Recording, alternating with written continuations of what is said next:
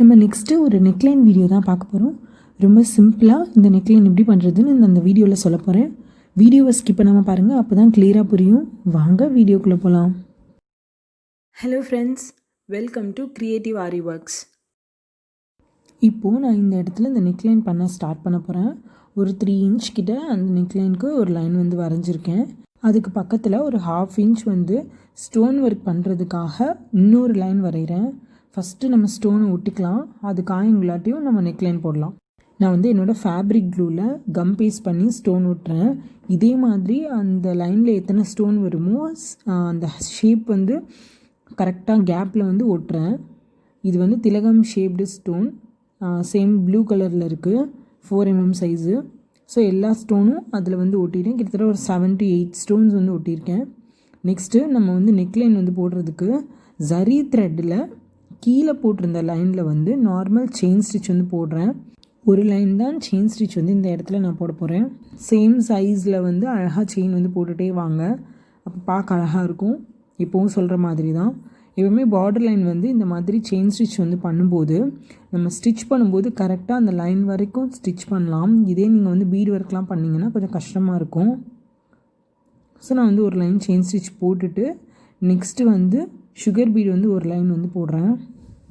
இது வந்து bright gold colour sugar bead, நான் எப்போவுமே யூஸ் பண்ணுற அதே சுகர் பீட் தான். இது வந்து ஒரு லைன் வந்து ஃபுல்லாக வந்து அந்த செயின் ஸ்டிச்சை வந்து ஒட்டியே வந்து நான் வந்து போட்டு எண்ணாட் வந்து பண்ண போகிறேன். நெக்ஸ்ட்டு 3 mm சைஸ் வந்து கொஞ்சம் பெரிய சைஸ் பீடு எடுத்து ஒரு சின்ன கேப், அதாவது ஒரு செயின் கேப்பில் ஒவ்வொரு பீடாக வச்சுட்டே வரேன். இது வந்து கொஞ்சம் டிஃப்ரெண்ட்டாக நான் ட்ரை பண்ணுறனால ஃபஸ்ட்டு வந்து பெரிய சைஸ் பீடு வந்து வச்சுட்டு நெக்ஸ்ட்டு வந்து சுகர் பீடில் வந்து க்ராஸ் லைன்ஸ் வந்து இடையில கொடுக்க போகிறேன். ஸோ ஒரு செயின் கேப்பில் வந்து வச்சுருக்கேன். இப்போது இந்த பாலுக்கு மேலே வந்து இன்னொரு பீட் லைன் வந்து சுகர் பீடில் வந்து கொடுக்குறேன். ஸோ வந்து லைன் வந்து அலைன்மெண்ட் வந்து கரெக்டாக வந்துடட்டும். ஸோ இடையில நம்ம ஈஸியாக போட்டுக்கலாங்கிற மாதிரி போட்டு ஒரு எண்ணாட் வந்து பண்ணுறேன். இப்போ வந்து இடையில இருக்க சைஸ் வந்து 3 பீட் வந்து எடுத்துக்கும். ஸோ 3 பீடாக வந்து ஒவ்வொரு பீட்ஸ்க்கும் இடையில வந்து அந்த பெரிய சைஸ் பீடுக்கு இடையில க்ராஸ் லைனாக வச்சுட்டே வரேன். எல்லா பெரிய பீட்க்கும் இடையில வந்து சுகர் பீட் வந்து ஃபில் பண்ணியாச்சு. இப்போ வந்து என்ன பண்ண போகிறோம்னா திலகம் ஷேப்டு ஸ்டோனுக்கு வந்து அவுட்லைன் வந்து பண்ண போகிறோம். பீடில் தான் அவுட்லைன் வந்து பண்ணுறோம்.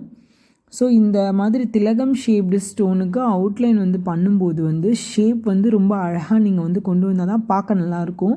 நான் எப்படி பண்ணுறேன்னு பாருங்கள். அதோட கார்னர் வந்து ரொம்ப அழகாக திலகம் ஷேப் வந்து மாறாத மாதிரி கொண்டு வந்திருக்கேன்.